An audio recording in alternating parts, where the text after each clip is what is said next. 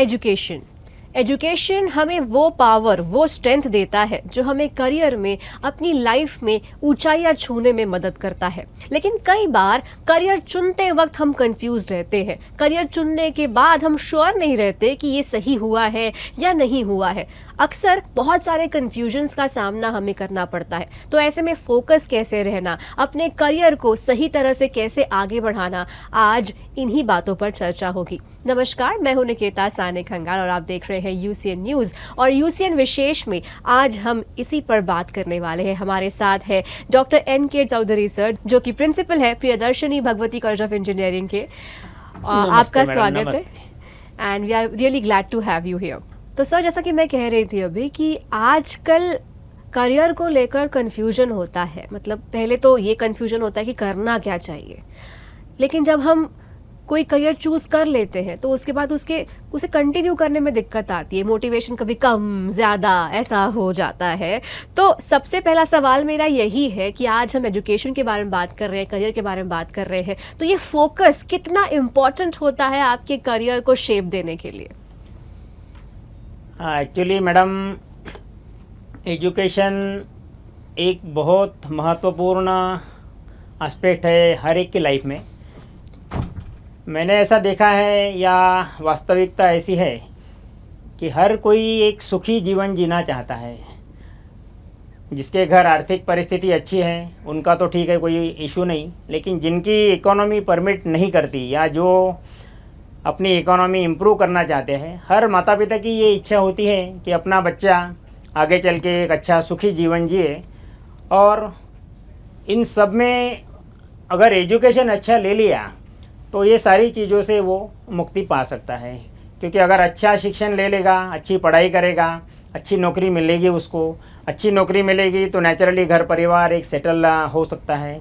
और इसी कारणों से अगर हम देखते हैं कि एजुकेशन का जो 3 साल 4 साल जो भी स्पैन है वो बहुत महत्वपूर्ण है। ओके।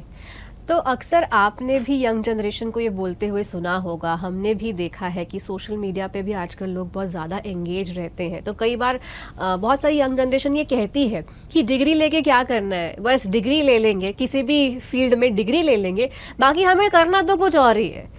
तो क्या वाकई डिग्री आजकल एक ऑप्शनल पॉइंट हो गया है, या फिर सही में अभी भी कुछ लोग इसे शिद्दत से परस्यू कर रहे हैं? नहीं, डिग्री शिद्दत से ही परस्यू करना चाहिए। क्योंकि जब एजुकेशन सेक्टर में जिन लोगों ने प्लानिंग की है उन्होंने कुछ सोच समझ के ही की होगी। डिग्री अगर ऐसी होती तो ये सारे कॉलेजेस स्कूल चलाने का कोई सेंस नहीं बनता। हर स्टूडेंट ने ये ज़रूरी सोचना चाहिए कि ये मेरे लिए बहुत काम का है। हर सब्जेक्ट के ऊपर ध्यान देना चाहिए। जो जितनी मेहनत करना ज़रूरी है पढ़ाई, क्योंकि बगैर नॉलेज आप कुछ भी नहीं कर सकते हो। और एजुकेशन में हर सब्जेक्ट जिन्होंने भी प्लानिंग की है, हर सब्जेक्ट की अपनी एक ओन वैल्यू है। और जितना समय जिस चीज़ को लगना है वो देना ही चाहिए। आप भी जानते हैं कि नेचुरल प्रोसेस में अगर हम देखते हैं कि every process requires its own time. जैसे माता के गर्भ में बच्चा 9 महीने रहता है, किसी अगर हम पेड़ लगाते हैं, पेड़ को भी 5 साल 10 साल बाद ही फल आएंगे।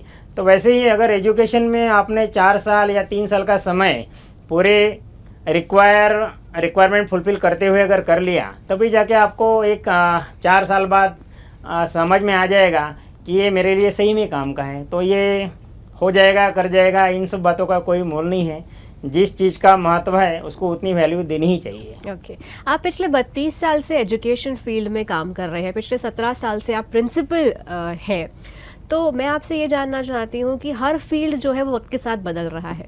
एजुकेशन फील्ड भी वक्त के साथ बदल रही है। हम टेक्नोलॉजिकली बहुत एडवांस्ड अब हो चुके हैं। तो क्या परिवर्तन है जो आप देख रहे हैं इस फील्ड में, जो कि यंग जनरेशन के लिए अच्छा है? टेक्नोलॉजिकल डेवलपमेंट सही मायने में अगर यूज़ किया तो बहुत अच्छा है। क्योंकि आज हमारे समय में जैसे जेरोक्स नहीं थी, इंटरनेट नहीं थी, तो उस समय का एक स्ट्रगल लेवल अलग था। लेकिन उस समय जो स्टूडेंट्स हुआ करते थे उनकी मानसिकता, कुछ सीखने की इच्छा, ये सारी बहुत अच्छी चीज़ें थी। आज देख रहे हैं कि टेक्नोलॉजी का मैक्सिमम टाइम मिसयूज़ ही हो रहा है। आज हम देख रहे हैं कि बच्चे रात को 11 बजे 12 बजे 1:30 बजे तक, जैसे मैं अनुभव कर रहा हूँ, कि जागते रहते हैं। WhatsApp chatting, Facebook chatting, Instagram और रील्स बनाने में इनका पूरा समय जा रहा है। और ये जब रात को देर तक अगर जागते हैं तो नेचुरली सवेरे उठने में 8 बजे 9 बजे रहेंगे। अब ये जब सवेरे उठेंगे तो नेचुरली रात भर का जो एक थकान होगी, थकान के साथ उठेंगे। अब थकान के साथ अगर उठेंगे तो इनके दिमाग में प्लानिंग, मैं सभी के लिए ही एप्लीकेबल ऐसा नहीं कहता हूँ, लेकिन जो भी इस प्रोसेस से गुजर रहे हैं उनके लिए तो सवेरे उठने के बाद का जो शेड्यूल है इट इज़ ऑलवेज डिलेड। मतलब ये हर चीज़ में थोड़ा धीरे, लेट लेट लेट और थकान करेंगे, अनऑर्गेनाइज्ड वे में काम करेंगे। अनऑर्गेनाइज वे में काम करेंगे तो जहाँ पहुँचेंगे, क्लास में पहुँचेंगे लेट पहुँचेंगे, तो नेचुरली कई बार होता है कि होमवर्क कंप्लीट नहीं है। अब फिर नेचुरली टीचर जो है वो डांटेंगे।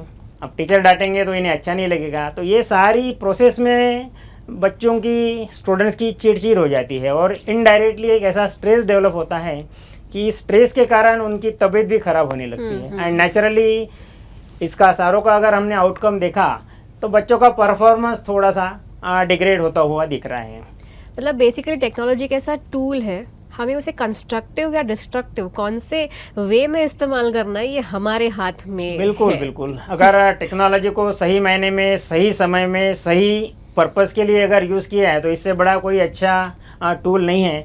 लेकिन मेजॉरिटी टाइम ऐसा देखा गया है कि it is not handled properly. तो सर जब इंजीनियरिंग कॉलेज में एडमिशन लेना होता है तो एंट्रेंस एग्जाम के थ्रू भी एडमिशन्स जो है वो मिलते हैं। तो अक्सर देखा गया है कि स्टूडेंट्स जो है वो एंट्रेंस एग्जाम के लिए बहुत मेहनत कर रहे हैं ताकि उनको अपना मनचाहा कॉलेज जो है या मनचाहा कोर्स जो है वो मिले। And once they get in, जब उन्हें वो कोर्स या जो कॉलेज मिल जाता है तो कई बार ऐसा देखा गया कि अब वो उसे कैजुअल वे में ले रहे हैं पढ़ाई को, कि ऐसा लग रहा है कि ओके फाइन अभी हमने ये अचीव कर लिया, अब आगे का तो हो जाएगा। तो ऐसे में स्टूडेंट्स का फोकस रहना कितना ज़रूरी है और आप क्या बताएंगे कि ऐसे में फोकस कैसे उन्हें रहना चाहिए?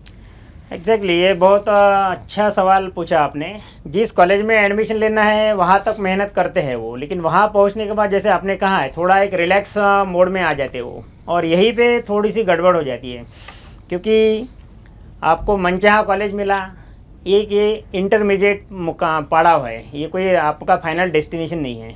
तो इसमें मैं ऐसा कहना चाहूँगा कि आपने जिस कॉलेज में एडमिशन लिया, जिस पर्पस के लिए लिया, ये सब आपके दिमाग में हमेशा होना चाहिए। आपको एडमिशन लेने के बाद एक 4 साल 5 साल बाद आप क्या बनना चाहोगे, इसका आपके दिमाग में एक प्लानिंग होना चाहिए। अगर आपने सोचा है कि मुझे IAS ऑफिसर बनना है तो आपको यहाँ रिलैक्स बन के नहीं चलेगा। इसके लिए मैं आपको एक एग्जांपल देना चाहूँगा कि जैसे हम देखते हैं कि पुराने ज़माने में घर जो है ग्राउंड फ्लोर पे होते थे, तो हमारे यहाँ एक टंकी होती थी जिसमें हम बकेट से पानी निकालते थे।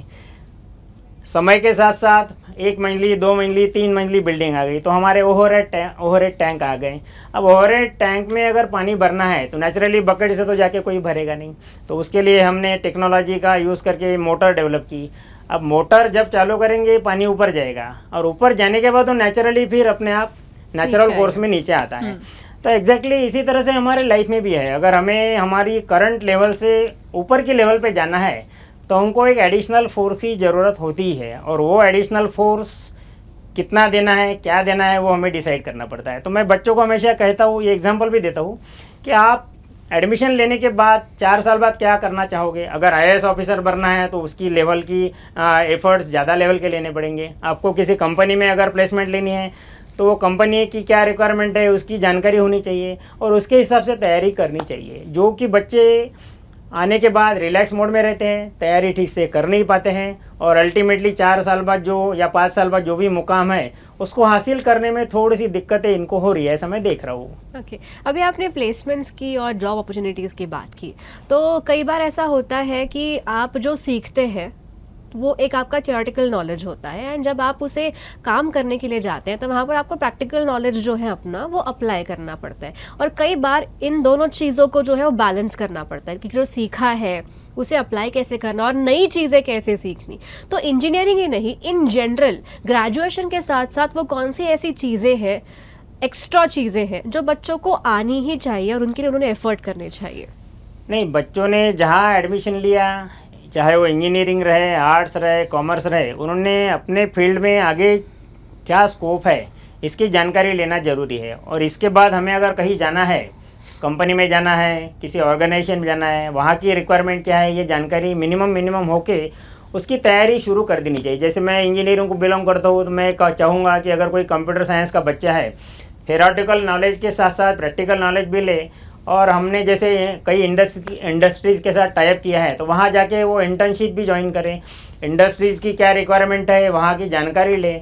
अगर वहाँ जाके वो 6 महीने 7 महीने अगर काम करेगा, तो नेचुरली डिग्री करने के बाद वहाँ क्या रिक्वायरमेंट है ये तो अपने आप ही रेडी रहेगा। तो उसके लिए जॉब ढूंढना या जॉब मिलाना कोई बड़ी बात नहीं होगी। उसी तरह से बाकी फील्ड में भी है।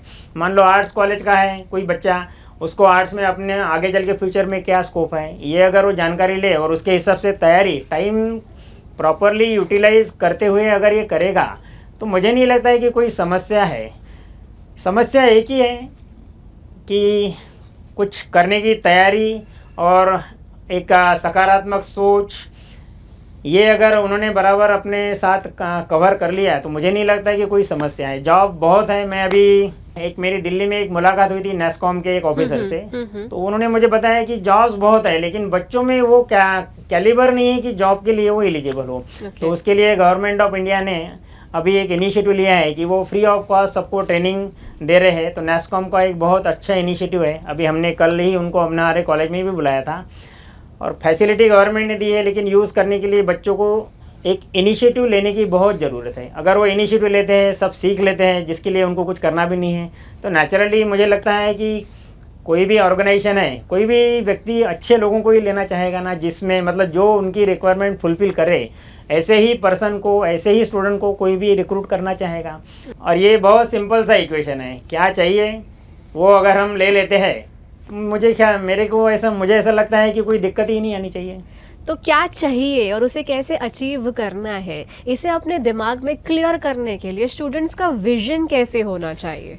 स्टूडेंट को अपना विजन बिल्कुल क्लियर रखना चाहिए। जैसे मैं आपको एक एग्जांपल देता हूँ। अगर इंजीनियरिंग करने के बाद किसी को आईआईटी में अगर एमटेक करना है, तो उसे ये जानना जरूरी है कि आईआईटी में एमटेक करने के लिए गेट एग्जामिनेशन देना है।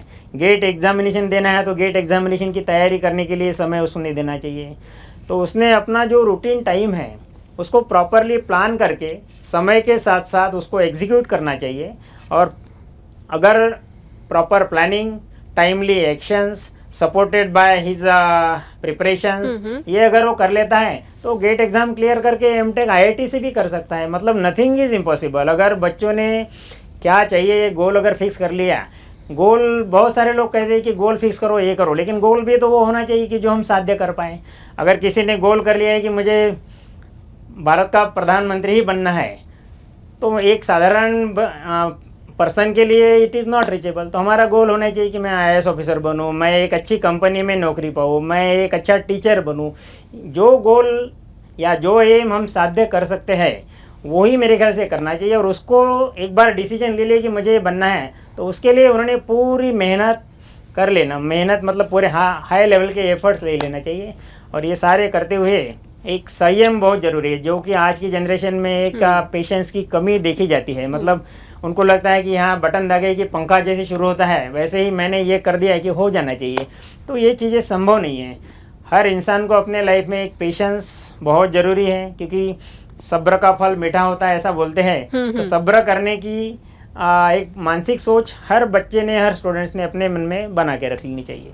ओके, सो अभी हम इसके बारे में बात कर ही रहे हैं, तो मैं आपसे अब ये पूछना चाहूँगी कि टाइम मैनेजमेंट का कितना इम्पोर्टेंस होता है। टाइम मैनेजमेंट कहूँ या फिर डिसिप्लिन कहूँ, क्योंकि आप क्या डिफरेंस देखते हैं? अभी आप इतने साल से इस फील्ड में हैं, आप बच्चों को काउंसिल भी करते होंगे, उन्हें समझाते भी होंगे, तो कौन से ऐसे एग्जाम्पल्स आपने देखे हैं जहाँ पर एक्चुअली बच्चों ने डिसिप्लिन और टाइम मैनेजमेंट के साथ अगर काम किया है तो वहाँ के रिजल्ट्स अलग है, रादर देन बिना प्लानिंग के अगर वो कुछ कर रहे हैं? तो है हमारे पास कई अच्छे बच्चे हैं जो पूरी इंस्ट्रक्शंस फॉलो करते हैं, टाइम पे अपना थियोरेटिकल वर्क भी कंप्लीट करते हैं, टाइम पे अपने लैब्स भी करते हैं, टाइम पे आते भी है। और ये जब सारी चीज़ें टाइम पे हो जाती है तो उनको एडिशनल स्ट्रेस लेने की आती ही नहीं है। और स्ट्रेस अगर नहीं आएगा तो नेचुरली अपना दिमाग अच्छे से काम करेगा, और दिमाग अगर अच्छे से काम करेगा तो नेचुरली परफॉर्मेंस भी अच्छा होगा। हमारे पास जैसे अभी एक हनीफ नाम का बच्चा है, उसने हमारे टीएनपी ऑफिसर के, हमारे टीचरों की जो भी गाइडलाइन दी वो पूरी सुनी ना। वो उसका एक 15 लाख का पैकेज उसको ऑफ़र हुआ है। अब उस बच्चे से बाद में मिलने भी आया कि कॉलेज में बड़ी अच्छी गाइडलाइन दी है। सर बोले जो हमारे टीएनपी ऑफिसर ने बताया, टीचरों ने बताया, वो मैंने फॉलो किया है। तो ऐसे कई एग्जांपल्स है जो लोग डिसिप्लिन के साथ सारी चीज़ों अब डिसिप्लिन के बारे में भी थोड़ी सी लोगों की गलत फहमी है। डिसिप्लिन है लगता है कि लोगों को कि हमारे ऊपर एक फोर्सफुली ये कर रहे हैं, ऐसा नहीं है। जो चीज़ें जिस समय पे होनी चाहिए उसी समय पे वो करनी चाहिए, और इसको हम एक अपने शब्दों में डिसिप्लिन कहते हैं। मान लो 10 बजे का पीरियड है, कोई बच्चा 11 बजे आ रहा है, तो ये तो मेरे ख्याल से परमिट नहीं होना चाहिए। बच्चों को भी ये मानसिकता होनी चाहिए कि मुझे 10 बजे के पीरियड में 10 बजने के 5 मिनट पहले ही पहुंचना चाहिए। तो जैसे इंजीनियरिंग का अगर बात करूँ या फिर कोई भी डिग्री कोर्स का बात करूँ, तो मिनिमम 3 to 4 इयर्स का ड्यूरेशन इस डिग्री कोर्स का होता है। अगर इंजीनियरिंग छोड़ के बात की जाए तो 3 इयर्स, नहीं तो फिर 4 इयर्स। तो क्या ऐसा स्पेसिफिक कुछ फोकस एरिया है कि फर्स्ट ईयर में आपको इस पर फोकस करना है, सेकंड में आपको इस पर फोकस करना है, थर्ड में आप इस पर फोकस कीजिए, एंड फोर्थ में आप प्लेसमेंट्स पर या फिर इंटरव्यूज पर फोकस कीजिए, ऐसा कुछ आप एक पैटर्न बच्चों को समझाते हैं? हाँ, हम शुरू में फर्स्ट ईयर में जैसे बच्चे आते हैं तो एक इंडक्शन प्रोग्राम कराते हैं। System that is to provide the awareness, मतलब कॉलेज में क्या है, इंडस्ट्री एक्सपर्ट्स भी हम इनवाइट करते हैं, तो एक अवेयरनेस टाइप का प्रोग्राम हम कराते हैं। और फर्स्ट ईयर में जैसे बच्चे आते हैं तो वो एक नेचुरली जैसे कोचिंग पैटर्न से कॉलेज पैटर्न में आते हैं, तो वो एक उसको मिसमैच करना, मतलब मैचिंग करना, ये हमारा प्रथम कर्तव्य है।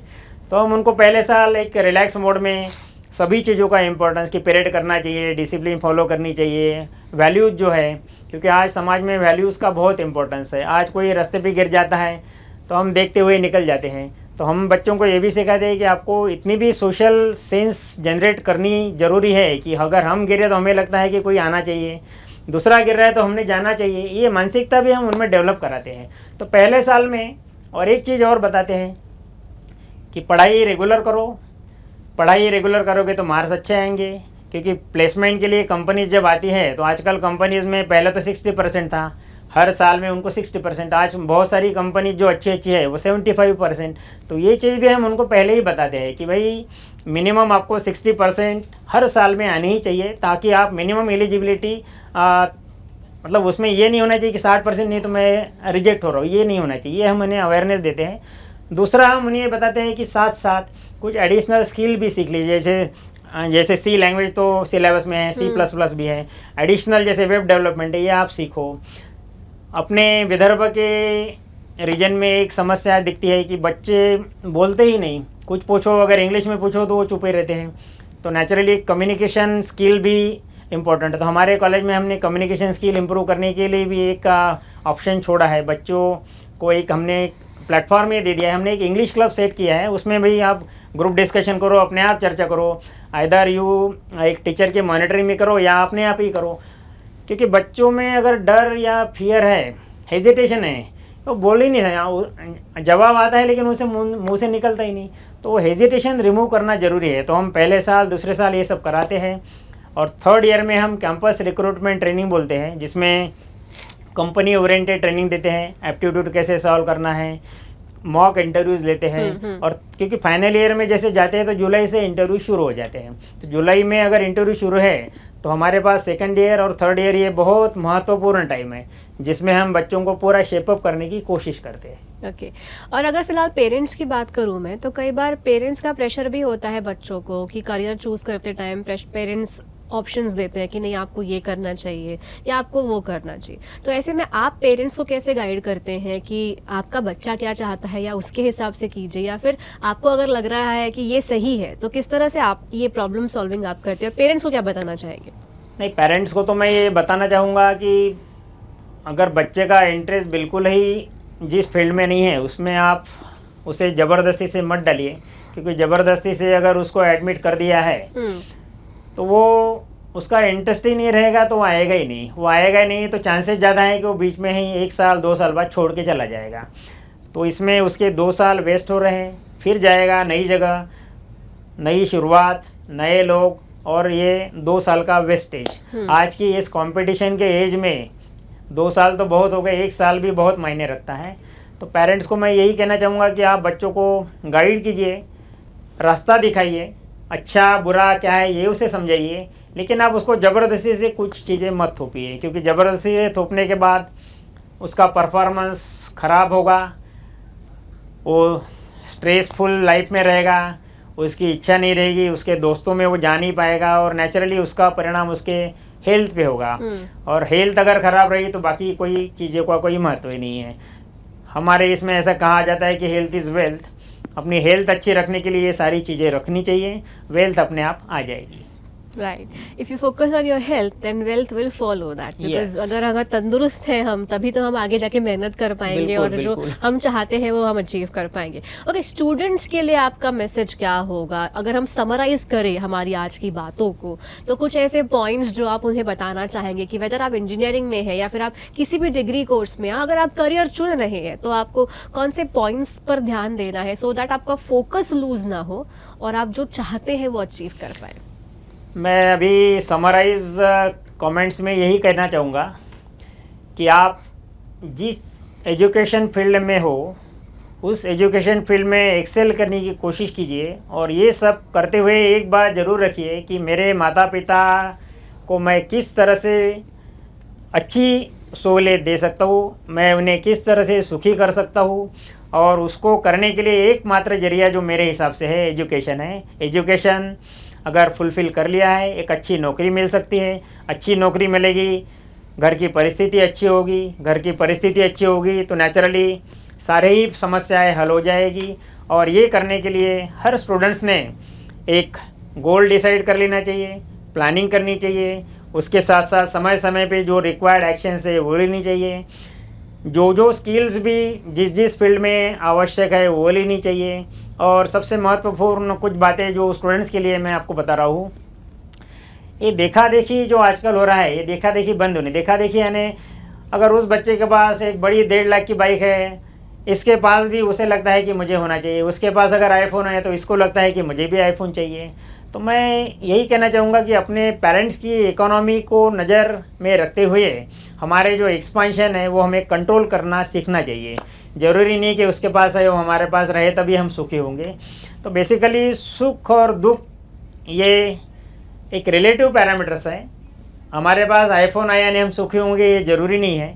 सादे फ़ोन में भी आप सुखी हो सकते हो, और मैं तो कहता हूँ कि फ़ोन की ज़रूरत ना हो तो भी आप सुखी हो सकते हो। आपको अच्छे लोगों की संगत में रहना चाहिए। ओके, सो आज बेसिकली हमने जाना कि स्टूडेंट्स को कैसे सेल्फ डिसिप्लिन्ड रहना ज़रूरी है, कैसे फोकस्ड रहना ज़रूरी है, कैसे एडवांस प्लानिंग करना ज़रूरी है when it comes to your career. क्योंकि अगर पहले से चीज़ें प्लान करके रखेंगे तो एक एक पड़ाव अचीव करना जो है वो ईजी होते जाता है। और कहते हैं ना कि विद्या या एजुकेशन एक ऐसी चीज़ है जो एक बार अगर आपने आत्मसात कर ली, एक बार अगर आपको आ गई तो वो आपको छोड़कर कहीं जाती नहीं है, वो हमेशा के लिए आपके पास रहती है। और अगर विद्या को आप खर्च भी करोगे तो आपका नुकसान नहीं होता है, वो और बढ़ते ही जाता है। सो आज बेसिकली हमने जाना सर से कि एक स्टूडेंट लाइफ में फोकस मेंटेन करना कितना ज़रूरी है, कैसे हमें अपना कंपैशन मेंटेन करना है दूसरों के लिए, कैसे हमें अपने करियर को लेकर फोकस्ड रहना है। So thank you so much sir आज इतने सारे पॉइंट्स पर रोशनी डालने के लिए, इतने सारे पॉइंट्स क्लियर करने के लिए। एक ऐड कर देता हूँ बिफोर यू कंक्लूड। यस, हमारे भारत में बहुत बड़े बड़े लोग हुए हैं, जैसे नाम लेने के लिए शिवाजी महाराज, स्वामी विवेकानंद, डॉक्टर बाबा साहेब आम्बेडकर, लोकमान्य तिलक। इन लोगों ने जब हम गुलामी में जी रहे थे तो इन लोगों ने बहुत स्ट्रगल करके एक आम जनता के लिए कार्य किया। मैं स्टूडेंट से यही कहना चाहूँगा कि आप इनकी स्टोरीज़ पढ़िए, इसको स्टोरी करके ना समझिए। जिन्होंने 60-70 साल में इनका एक स्ट्रगल एक्सपीरियंस, उन्होंने किस तरह से सॉल्यूशन निकाला, एक 7-8 दिन भी अगर इनकी किताब आप पढ़ लेते हो तो उनके 60 साल की ज़िंदगी का अनुभव हमें सीखने को मिलता है। वो अनुभव हम हमारे लाइफ में काम में ला सकते हैं। हमारे आसपास मोटिवेट होने के लिए बहुत सारी चीज़ें हैं, बस हमें उन्हें ढूंढना है। तो कई बार ढूंढना भी नहीं पड़ता, वो हमारे सामने होती है और वो हमारे लिए मोटिवेशन साबित हो सकती है। तो बस हमें फोकस्ड रहना है, अच्छी अच्छी किताबें पढ़ते रहना है और अपने लक्ष्य से भटकना नहीं है। कंटिन्यूस अपने लक्ष्य को फॉलो करते रहना ताकि एक दिन हम जो चाहते हैं वो हम अचीव कर लें। Thank you so much sir आज हमसे बात करने के लिए। Thank you madam. मैं यूसीएन केबल का धन्यवाद देता हूँ। आपने भी बहुत अच्छे समाज के लिए, बच्चों के लिए, युवा पीढ़ी के लिए जो उपयोगी सवाल है वो पूछे। मैंने भी अपनी तरफ से जो भी मुझे उचित लगा जानने की कोशिश की है। इस इंटरव्यू में अगर किसी युवा को कुछ हर्ट हुआ होगा तो कृपया उसे इग्नोर कर दीजिए, ऐसा ही मैं कहना चाहूँगा। और जिसको अच्छा लगा है वो फॉलो करने की ज़रूर कोशिश कीजिए। ज़रूर सबको मोटिवेशन पूरी तरह से मिला होगा और कैसे फोकस्ड रहना है इस बात पर उन्हें क्लैरिटी ज़रूर मिली होगी। सो धन्यवाद, देखते रहिए यूसीएन विशेष। मैं हूं निकेता। Okay, thank you.